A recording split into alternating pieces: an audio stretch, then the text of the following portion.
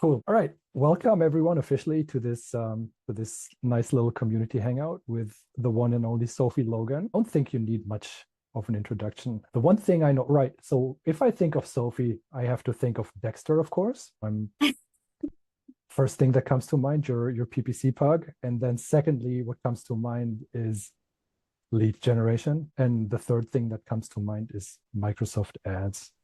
So I think we'll hear about Microsoft in this talk as well. Also, I didn't know that, but you're a platinum expert in the Google Ads help community. Yes, I am. But yeah, basically my background is generally lead gen, Mhm. B2B and SaaS. Okay. SaaS is my favorite. I don't know how I got down that niche, but here I am. But yeah, I'm a platinum Google Ads product expert. So I'm pretty on it with the Google Ads side of PPC nowadays. It's a lot of help in the community and trying to debug program problems without seeing the account, which is it was really hard to start off with, and now I really find it quite easy and really enjoy it because a lot of the problems are some of the stuff that I'm going to cover today. And I'm just like, have you tried this? And they're like, Yeah. oh, fix it. I'm like, there you go.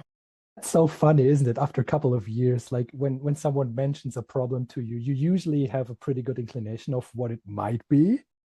It's always the same, like two or three different issues, Yeah, really, it is essentially. something. But sometimes it's an actual bug in the platform. Like, sometimes people are like, hey, I can't click this or this isn't loading. And then we report it and they're like, oh, yeah, it was an actual bug. But like Okay. 99% of the time, it's something which, as someone who's on Google Ads every day, it's easier to just help them out really quickly. Right. So let's not chit chat about this and let's get straight to it and take it away, Sophie. So I'm going to cover how to make the most out of smaller budgets. So my background, I was at an agency and I had a lot of clients at one point. I say a lot, it felt a lot when I was younger.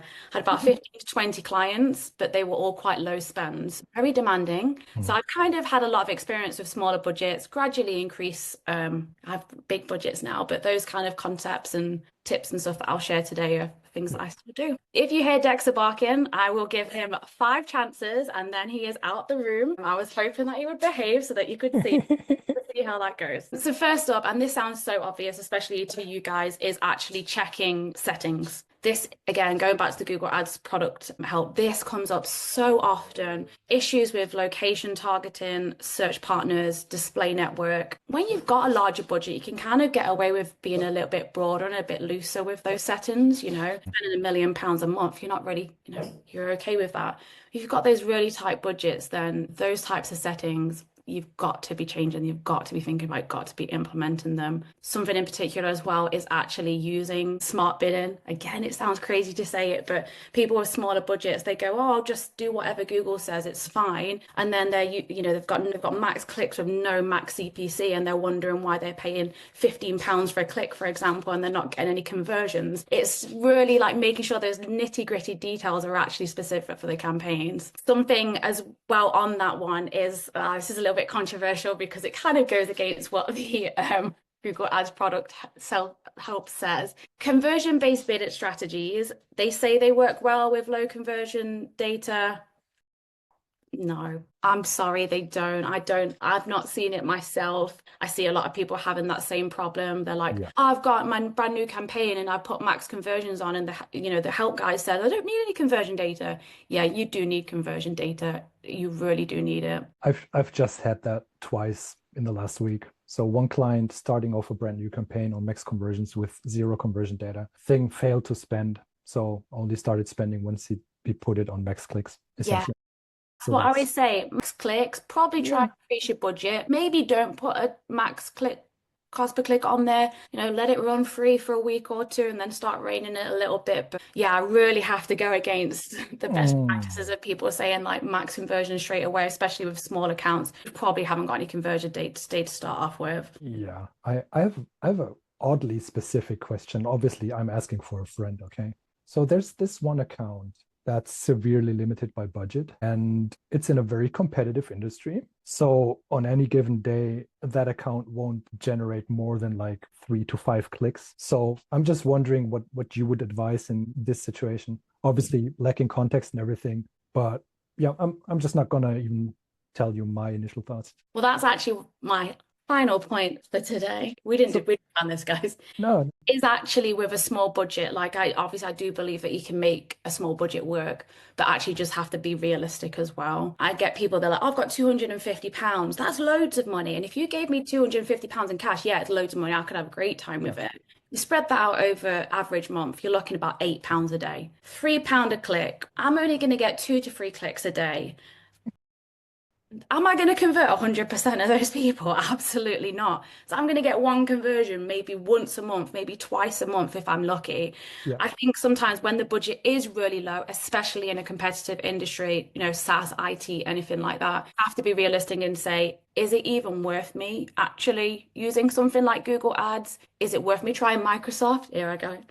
Because I would say, well, I mean, back in the day, it was a lot cheaper. It's a lot more expensive now than it used to be. It Mhm. could be a little bit cheaper. But even over there, people might be completely priced out. I think it's looking at it again, like, yeah, £1,000 sounds great. Just spread it over the month, spread it over how many campaigns you've got, and look at what you've got in terms of actual money. And more than likely, you're not going to get very far with it. Yeah, that's actually just the answer I gave them. Yeah. Like if you're looking at their click-through rate and their average conversion rate, then they're generating essentially one conversion every 3 to 4 days. So if you look at a lead to close rate of maybe 1 or 2%, then you can just do the math, like how many months it's going to take for them to close a deal off of Google Ads. I think expectation management or just laying out the numbers and telling them what they're actually looking at with that sort of budget is crucial. And it's hard because I think Google Keyword Planner is great, but actually sometimes it's a bit off. It'll be like, oh, it's going to cost you £15 for a click. And actually, in reality, you've got it for £10, for example. But it is a really good way, especially if someone's just starting an account, to kind of get a realistic idea of Mm. what they're going to pay.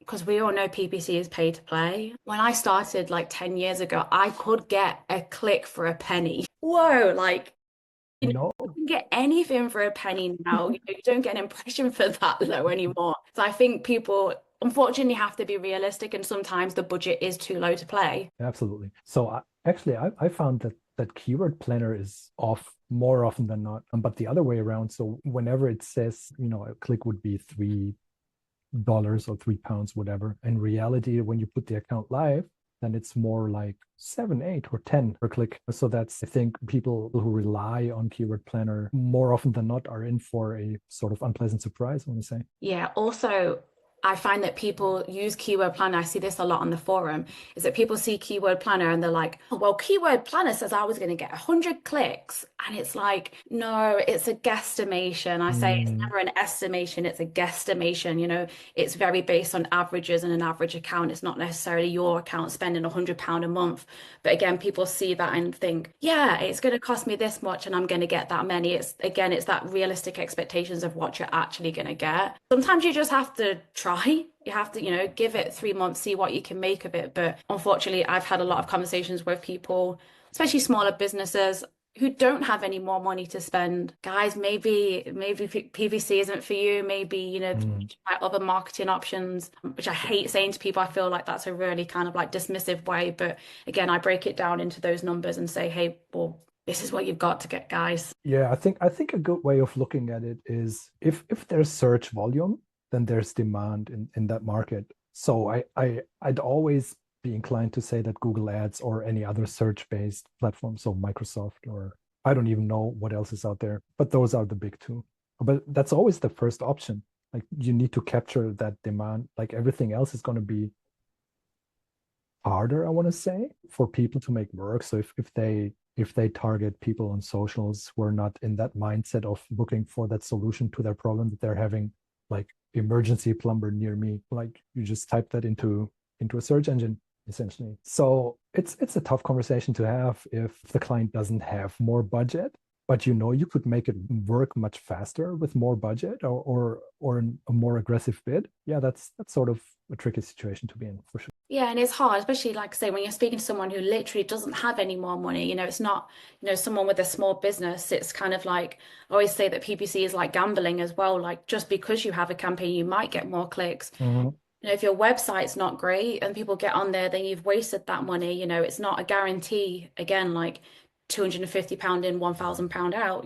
We know that it's not like that. So it's kind of like drumming home that kind of realistic side of PPC. Obviously, Absolutely. we all love people badmouth it, but we also know that it's very hard to make it work. With a small budget, the mountain's 10 times higher than someone who can just spend very willy-nilly. Absolutely. Let's talk about that because you said, people might not have more money, but what is, I hate to say, a general rule of thumb for a minimum budget? Like, how would you go about reverse engineering that for a particular client? Again, I use that kind of like look backwards way of thinking, okay, so if you've got a month, I always average 30.4 days. So I've only got £1,000. Okay, so we're only dealing with about £24. Yeah. Again, £24 in my hand is great. £24 on Google, it's not very great. It's just nothing, is it? Like, they don't care about your £24, but for a business, that's make or break it kind of thing. It's more thinking about okay, if you really determined to run with it, I want to run on Google Ads, I've only got £8 a day. Okay, well, what's the best that we can make out of it? What's your strongest service or your best selling product? What is your best serving area? I'm in the UK, if a lot of my customers come from Nottingham, then make sure I'm not bidding on Nottingham and Derby, really home in and focus on the top priority, low hanging fruit, technically. You can make the most of, start making some money off there and start broadening out that way. I always start small with a small budget because you've got no other choice. It's that real quality over quantity. I have to agree. Yeah. That's something I like to do as well. I also like to do keyword research. Obviously, take the ones with sufficient volume, search volume, and highest commercial intent. If you can assess that, I mean, nowadays we have AI, so you can just plug a keyword list into any LLM and be like, hey, out of this list, give me the ones that are most likely to have commercial intent or people who are really in need of the service that I'm providing or that software that I'm selling, whatever. And I might end up with not more than 5 keywords. Essentially, like on a budget, there's no use for having like multiple ad groups and 15 to 20 keywords. Yeah. If you're only gonna get 5 clicks a day. Yeah. Great points with focusing and drilling down on the services and the geos that are most important. Another one that I would say, which I wanted to bring up, is smart campaigns, specifically old school smart campaigns. I'm not talking PMAX because anybody who knows me knows I don't touch PMAX. Yes, I know that's a cardinal sin in PPC, but I don't. Again, I see a lot on the forum is people think, okay, I have a small budget. I don't really want to spend much time making a campaign, so I'm just going to make a smart campaign. Of course, Google will do a good job of it and I'll get my £5 a day worth. I have to explain to them that the problem with your smart campaigns is that you've got no control. Your keywords, your bidding, absolutely search partners, location, display, all that type of thing. Again, like you don't have it. So I feel like sometimes people with a smaller budget have a mindset of, I'll just do it quick and easy. Whereas to me, you actually need more control. You need to put more effort in and you need to take more time than someone who's got more money to spend because you need to get it right. So I have a little bit of a contradictory opinion on smart campaigns. Not that I've used them lately, but I used to have a client that was a chain of vet clinics, essentially. So each clinic would have their own geo, and then it'd be the same search campaign, just copy, paste, and replace the location, essentially. But there would be some clinics that didn't have sufficient budget, so they might only have 5 per day. In which case, I'd have no problem just whipping up a smart campaign. And sometimes those actually work. So that's like the little caveat that there is. Might get lucky. You might just, be out of $5 each day. But then again, like that's not gonna hurt the business in the grand scheme of things. Yeah, I see a lot of people who use smart campaigns with really bad websites. Obviously, it's pulling a lot of information from there. So they're like, oh, well, why is my ad copy talking about this? And it's like, oh, it's because your website is talking about this, or your website is saying that. And it's that kind of, well, how can I change the ad copy? And I have to be like, you can't. Like, No. no, what's the workaround? I'm like, there is no workaround. The workaround is to make us like a standard search campaign and to like build it yourself. And then that's going to take me ages and that's really hard. And it's like, yeah, but if you're in a smart campaign and you're not seeing the performance that you need, there's nothing, there's no setting changes and things that you can do. You're kind of like at the mercy of it. So either improve your website, which is hard to do, or get a search campaign going. We actually have a question come through the chat. And by the way, each time, guys, you have a question, just plug it in the chat and then we'll get to it either in the end or just right when it appears on my screen. So here goes. Have a question. what tool do you mostly use for keyword research apart from Google Keyword Planner, which gives improved data as compared to Google Keyword Planner? One that I use a lot is SEMrush. These guys take, you know, they're the big guys for a reason, pretty much. In terms of just general keyword research, in terms of not getting necessarily up-to-date perform keyword data, I am slowly becoming a bit more of a ChatGPT girl, trying to get, just a little bit of inspiration. I always think that's how I'm using it at the moment. I'm a very slow adapter. Not that AI scares me. My brain takes a while to get used to using something. So I'm kind of like using it as a sounding board for keyword research, hey, what's the intent behind this word? Or, what would you say someone is looking for if I said HR SaaS platform, seeing kind of like bouncing it off in that way. Yeah. But that's the biggest thing that I'm using at the moment. But that's a mindset shift as well. Yeah. So I gotta say, Google Keyword Planner actually is the most accurate one out of all of them, because you mentioned SEMrush, Sophie, and I love that. But people need to understand that it is not giving you accurate data. So it's just an extrapolation of things that SEMrush are seeing on the SERPs, and then they store that in their database, and then they know average CPCs, and then they know, like, if you appear in the top position, then on average you're going to have this click-through rate, stuff like that. And that's when they can give you an estimate of, your traffic for any given keyword. I think where it really shines is for ad research and like looking at ad copy and stuff like that. And also it gives you the intent behind the keywords straight away. So that's something I love. Yeah, I've started to use LLMs as sort of an research tool. Just to give me the seed keywords. To give me 5 to 10 seed keywords for this client. If I don't know the industry, then I'll go there. But then I'll still go and plug them into Keyword Planner. So that's sort of my workflow. It's not really a workflow. It's just whatever I feel like on that day. Yeah, again, like just AI in general, in terms of that side of things, like a lot of the younger people at the business I work at, they're like, oh, I just put in ChatGPT. My brain doesn't even think, oh, why don't I check there before trying to find the answer myself or trying to work it out? Like I'm just struggling to kind of like get into the flow of using it. Yeah, like you said, I think that requires a mindset shift. I mean, we've been working in Google Ads for, let's just say, a long ass time. So we're just very stuck in our way. And I also think like a lot of the users who are out there are also stuck in their way. And that's why Google isn't really losing market share. Like everyone says Google is losing market share to ChatGPT or LLMs, which is totally not the case. I think where it's maybe losing market share is in those research queries where the person doesn't really know exactly what they're looking for.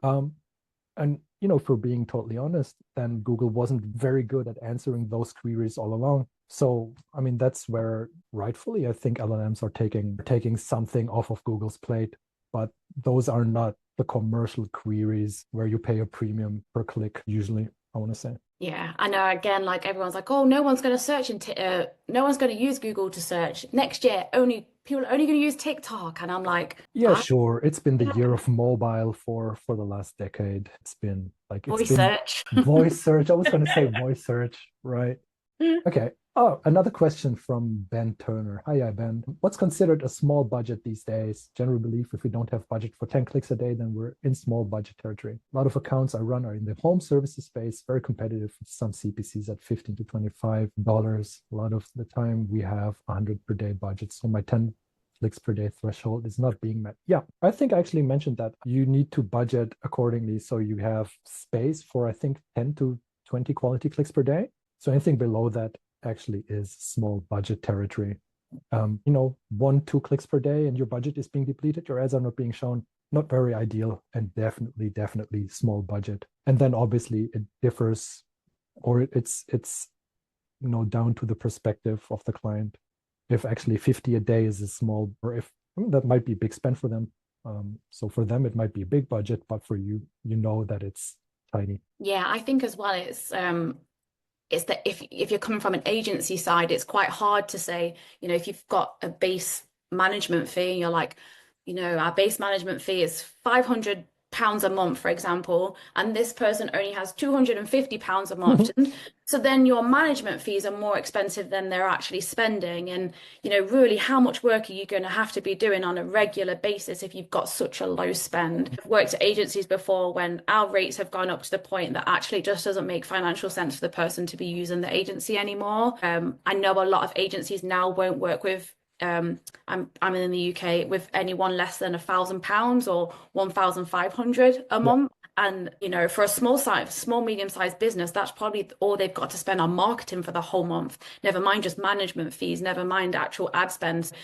I think it's getting higher in terms of like what, the costs, and what we see as a small budget is, again, 10 years ago, we'd be like £250, that's great. And now it's like, it's not enough. Let's just talk about that for a second, because we just got, I think numerous sources covered that the cost per click rose 11 or 12% year over year. So it outpaces inflation. So essentially, even if you adjust your budget for inflation, then you're still going to be priced out of the market. So you're paying more, but you're getting less. And as a result, you're getting less conversions. And, if you don't raise your prices, which I don't think you could justifiably raise your prices more than, conversion rate. Or, I mean, you could, but then it'd be a hard sell for clients. So yeah, that's Google putting advertisers in a tough spot for sure.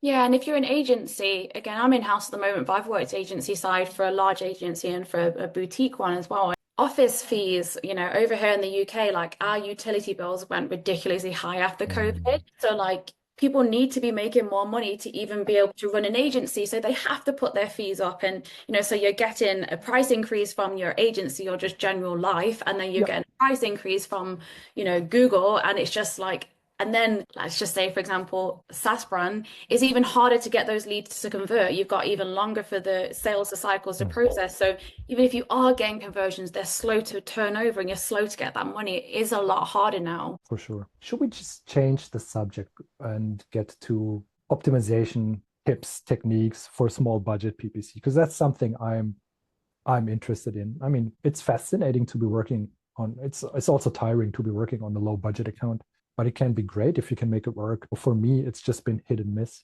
sort of situation. So what are some of the things that you like to focus on, whether be it keyword selection, match types, ad copy? I think ad copy is super important for a couple of different reasons. Yeah, the first one that I'll say is, and again, this comes from having a lot of low spending accounts, and then this mindset has stuck with me, is that when you've got a small budget, you have to obviously make it work a lot harder, which means that when it comes to optimizing, you've probably got to be a little bit more ruthless than you would if you had a larger spend. If I see a keyword and it's been running for 3 months and it's spent £150 and it's not converted, if I've got a large spend, that's fine. I want that covered. I'm happy for the ads to show, whatever, it's fine. But if I've got a really small budget and I've lost £150 on a keyword which hasn't converted, I really need to start thinking, do I need to actually cover that keyword? Being so brutal and actually looking at the data, which is, I found this very hard when I was starting with PPC, but I like that keyword, or I like that ad, I like that, ad extension, I think it's really good. And then I'd look at the data, like, no click-through rate and stuff like that. And it's like, okay, it's not about personal preference. You can't be ego. You've got to look at the data and actually be quite ruthless with it when it comes to actually evaluating your performance for your optimizations. Absolutely. So what about ad copy? I feel like that's a crucial point, but I'm having a hard time with ad copy just because of the way Google likes to approach ads these days. So RSA, and you need to do all these different things, and you need to presumably enter as many headlines as you can, as many descriptions, and then just let it run unpinned. What's your take on the whole situation? Yeah, so when we switched over to RSAs, I'm going to use all the headlines, I'm going to use all the descriptions, I'm not going to pin it. Again, very best practice of just letting Google do its thing. Over the time, I've kind of realized that, yeah, that's great, but I want to control it a little bit more. So I don't use 15 headlines anymore. try to stick to 5 or 6, like as a maximum. And then my descriptions, I actually usually stick to 2 because Okay. kind of like I know exactly what I want to say. I don't want to add stuff in there just for doing it. And I do pin. I do pin. I'm a pinner. I'm a pinner, everyone. Mainly because with the way that ads are changing now, I know everybody is across the world, so they might be seeing things differently, but I'm regularly seeing ads with just one headline and Mhm. one description. If my description ends up being like book a demo now, headline, sorry, is book a demo now, and it's got absolutely no context to it, to me, that's a rubbish ad. And I know Google is saying, Microsoft is saying, oh, it's because we know that what the person wants to hear and, we know what they want to see. As a user, I would see that and I'd be like, oh, that just doesn't look right. Or that doesn't fit, So Yeah. I do pin a lot and I do reduce the amount of options that I'm using now, which I know people say doesn't work, but it's again, I'm a control freak. I want to control how they look and how they appear because I've seen some really odd looking ones recently. Yeah, for sure. Just one thing I think I'd like to add here, just because you said something very interesting. You said you like to reduce it to maybe 5 headlines or so, and then 2 descriptions. And there's actually a very valid reason for that.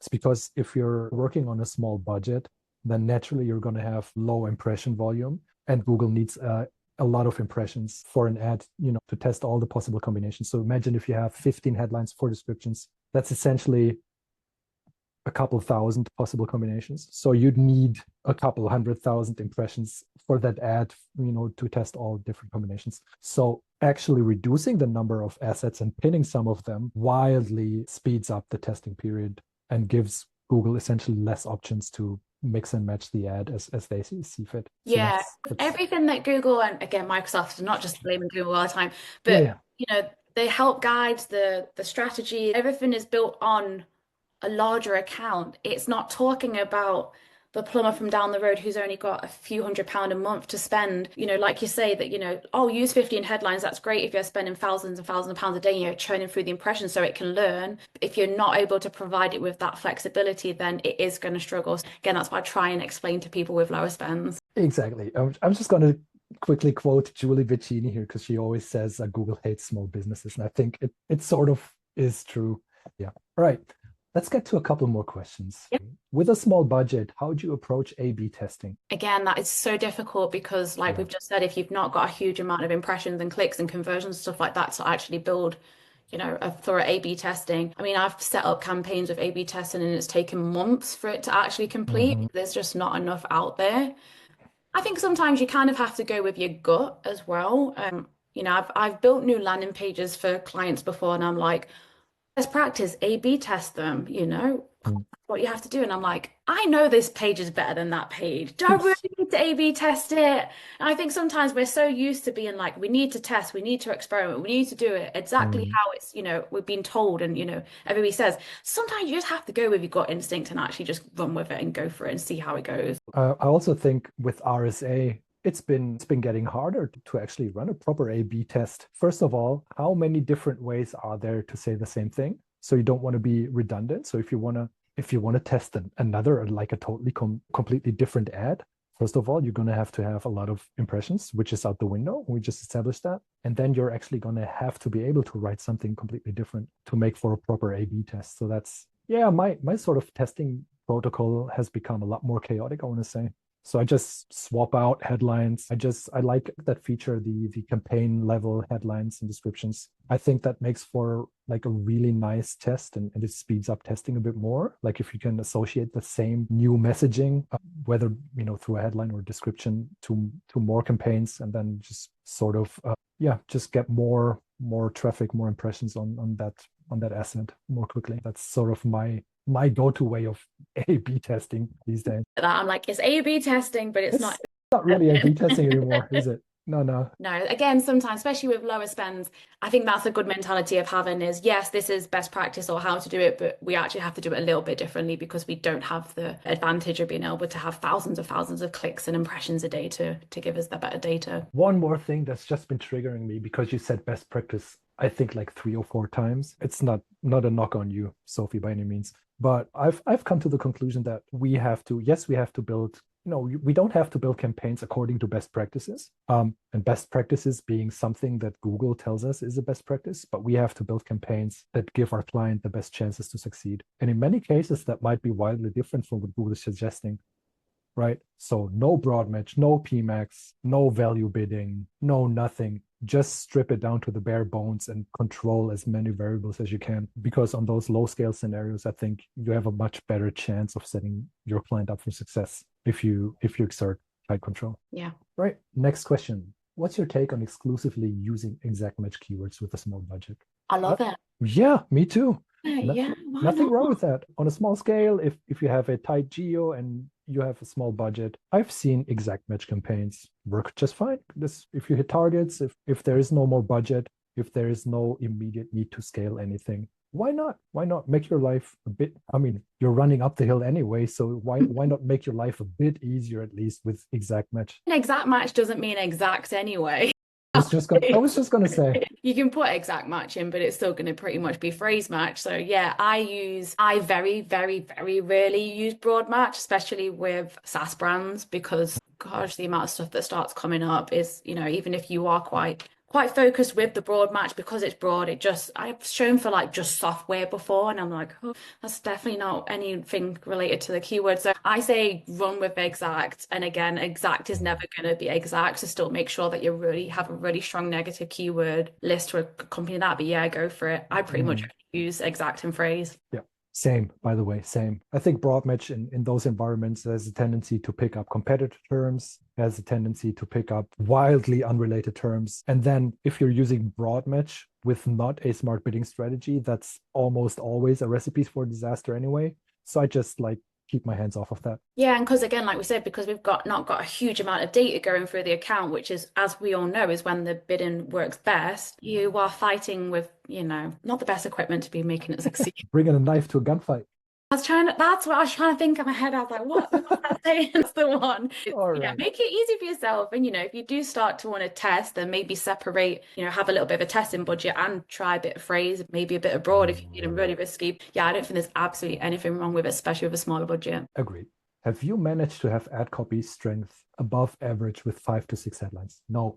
I exist. No, I think the lowest I ever got was with 8 headlines. So when RSA started to officially become a thing, I tested around, and there's also a great article by Brett Geddes where he talks about ad strength and is it really a thing, or is it just another from Google where they're trying to obfuscate the data a little bit and just take control off of your hands. But to answer the question, Nick, no, I've never seen ad strength above average with low headlines or even with pinning. If you pin something, then it just goes down immediately. Yeah, and also I see people worry about this on the Google Ads help forum. They're like, I can't make a great ad. It keeps, I can't get my score, my rating high. Some of my best performing ads don't have excellent, they're not categorized very well, but they work because I know they're getting conversions. I can see them becoming customers. It's that, are you chasing the right performance metrics, which is your own data, or are you trying to chase something which Google says is how to do it?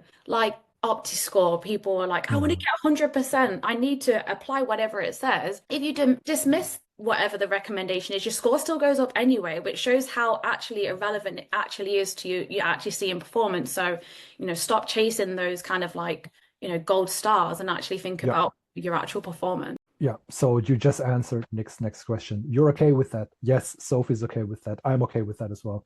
Like you said, what really matters is the conversion or the phone call, the lead, whatever. And I couldn't care less about ad strength. I think if it's poor, then, it might be potentially a sign of you might have to look into it. There's maybe something obviously wrong with it, but as long as it converts, I really don't care. I really don't. Yeah, and I don't want to say that the recommendations are always bad on for optimization stuff. Sometimes I look through there and I'll get an idea, or I'll be like, oh, that's something I need to do next week or next month. Or, it's great for inspiration, or maybe just a little bit of a nudge of, hey, maybe you should check your ad copy. But I see people really panic or believe that mine's perfect, so why aren't I getting loads of leads? And it's like, that does not mean it's going to work. It's just the way of scoring and making sure that you're taking, those best practices that they have about 15 headlines and stuff like that. So never pin anything.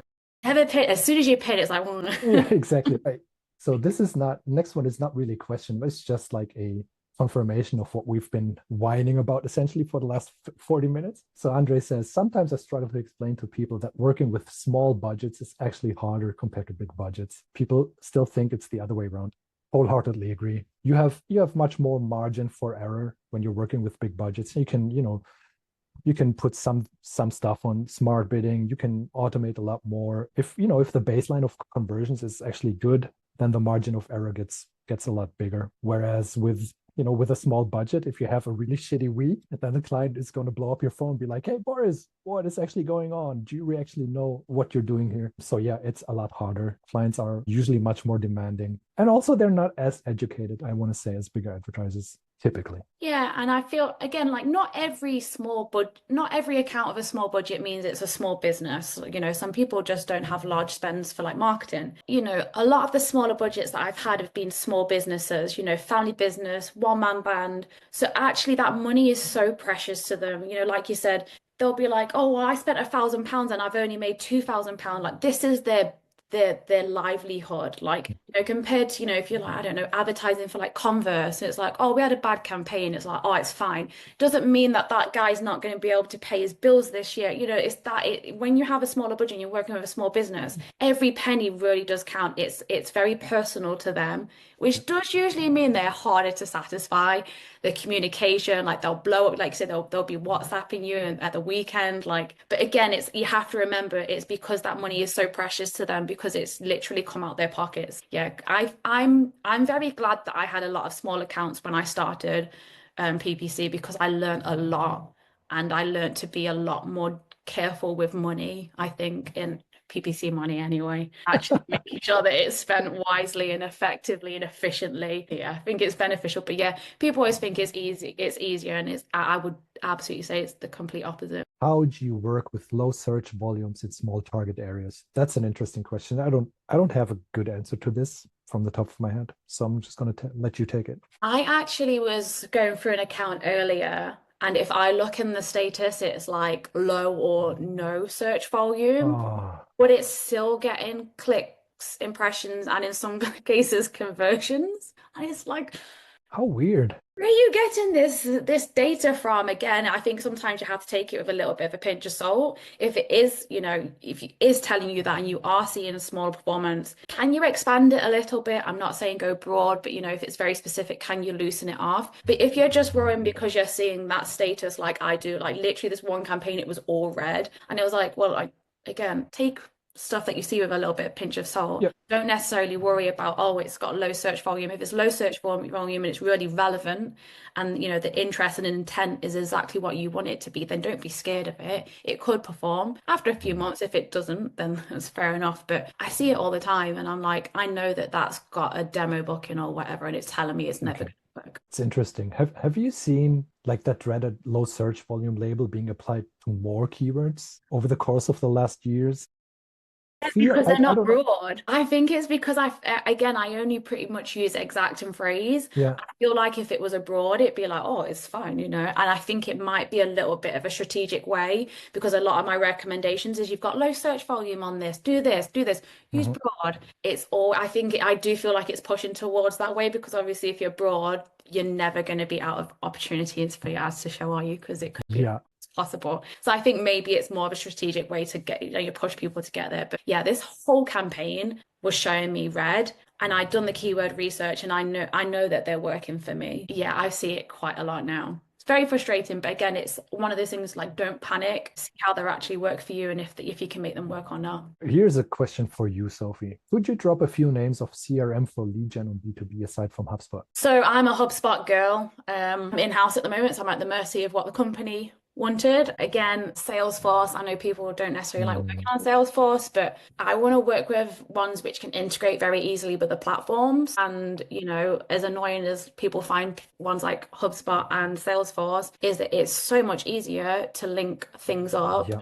Your conversions, link your events, absolutely everything is a lot easier to do that. Smaller budgets, if you're again a small business, you probably don't have Salesforce or HubSpot money. Yeah. With that, I don't necessarily have any recommendations for CRM, because in those cases, they didn't use one. they were old school, they would, they track things independently, Excel spreadsheets. One guy actually had like a little black book. That's where he kept all of his like, contacts and stuff. So I'm not the best person to ask for smaller budget CRMs, but yeah, I use HubSpot or Salesforce. Yeah, so I can tell you this much, Nick. There's another one which is called Pipedrive, which is a fairly good one, but like Sophie said, that doesn't integrate directly into Google Ads. So that's like a bit of a nuisance, and you're gonna have to work around that with gclip capturing the form and stuff. And then there's also for different industries, there's actually specialized CRM providers sometimes. So home services, there might be CRM providers, but I don't have the names from the top of my head right now. Next question. I was advised to switch from maximize clicks to maximize conversions. However, I operate in a very specific niche and have over 90% impression share. This means I'm likely capturing almost all available traffic worldwide for my keywords. Does this mean that the remaining 10% of impressions or clicks are the lead clicks that Google is reserving? No, not at all. Not at all. So I think if you are, first of all, if you and the client are pleased with the performance, don't change anything just because Google says it. And if you're operating on 90% impression share, then I'm assuming it's mainly exact match, maybe a couple phrase match keywords sprinkled in there. Then you're golden. Honestly, probably I would expect if you switched over to max conversions, I would expect the impression share to actually decline a little bit. So without more context, but I would actually suggest that you don't switch your bidding strategy in that scenario. Again, I think it's so easy to be told like by Google, increase your budgets, change your strategy, stuff like that. But it's like, what is working for you? Would it be better for your ads to be seen by more people, but they don't convert? Again, with a small budget, or for me in particular, I'm quality over quantity. Some of my campaigns have like a very, very low search impression share, and that's absolutely fine because they perform well and the quality is great. If I'm chasing 100%, I know that the quality is just going to start going down.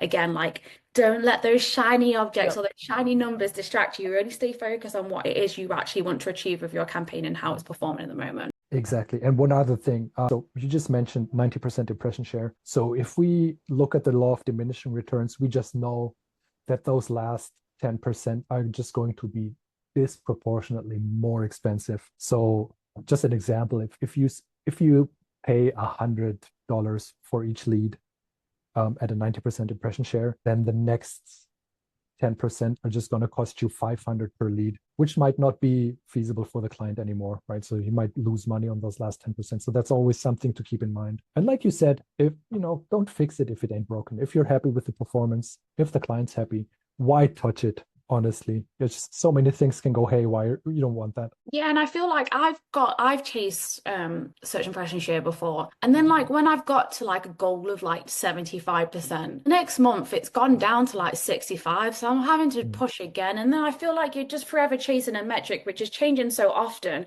that you're being distracted from what actually counts. So yeah, but I know that temptation is like I want to be seen by everyone everywhere, but do you actually need to, and can you afford it?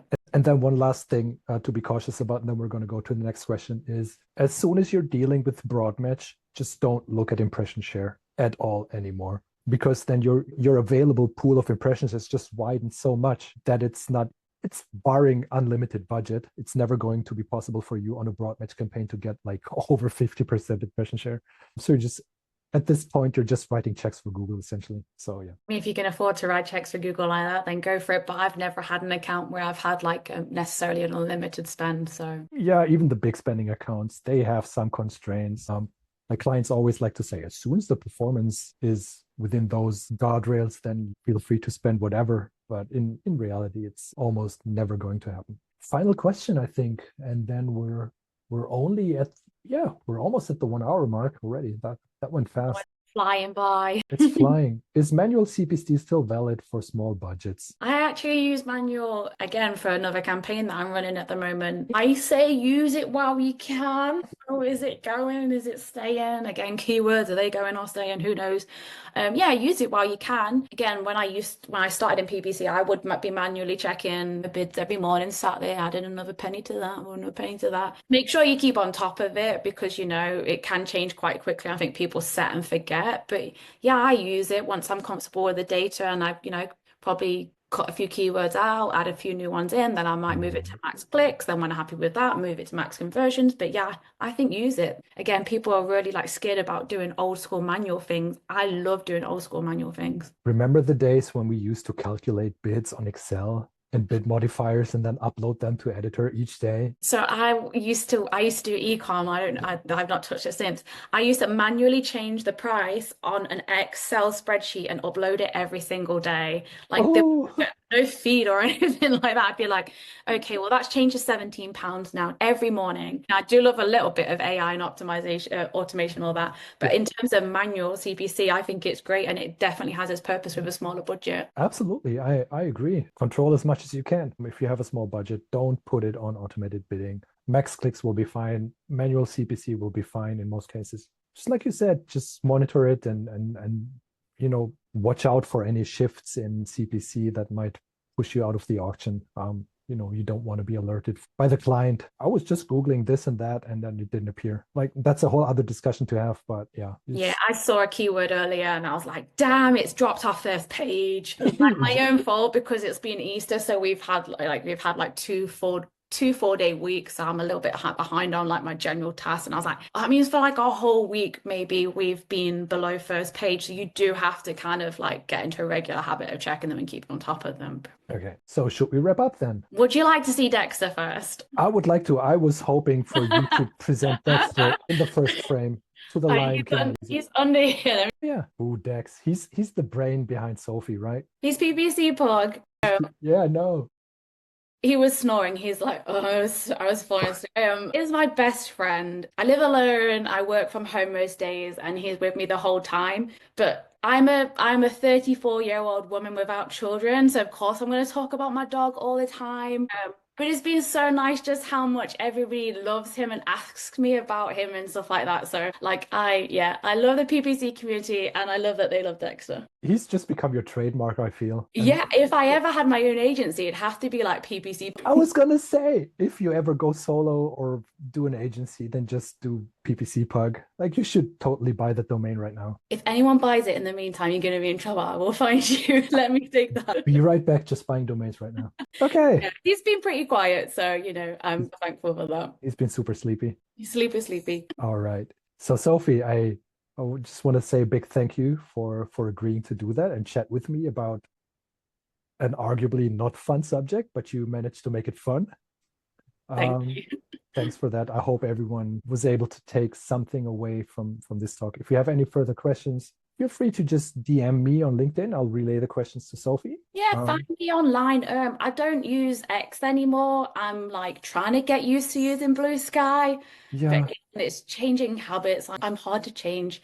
But yeah, I'm on LinkedIn like all day, every day. So yeah, follow me and see pictures of Dexter. Yes, this would be the perfect opportunity for you to pitch anything or plug your socials, but you just did that. Yeah, that's all. They don't really have any else to plug. If you are UK based, then I am actually speaking at SMX London. That's like my new thing that I've booked. I'm so excited to do that because I went a few years ago and only last year it came back to the UK because of COVID and all that stuff. So yeah, I'm super excited. That's my next public speaking, so I'll be there. Can you spill the beans on your topic, or is that under wrap still? No, I can spill the beans on the title is optimizing your B2B landing pages, but more focused on actual lead to sale rate, not just kind of like conversions or clicks.